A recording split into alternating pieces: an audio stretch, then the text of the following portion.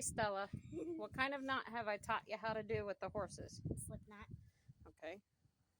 So basically, you do a loop. You put this rope on top that's attached to his halter, and then you put it over, and take the extra piece down here and put it through, like that. And then you pull. Yep. And that's why it's called a what? A slip knot. Slip knot or quick release knot. Good job. Let's do it one more time. Let's back little Darwin up here. All right, do it one more time. It's okay. He can have his head down while you do it. Put this over.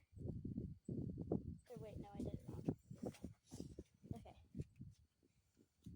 Make a loop. There you go. Top. Now pull it tight before you release it. And then it slips away. Very good. Good job.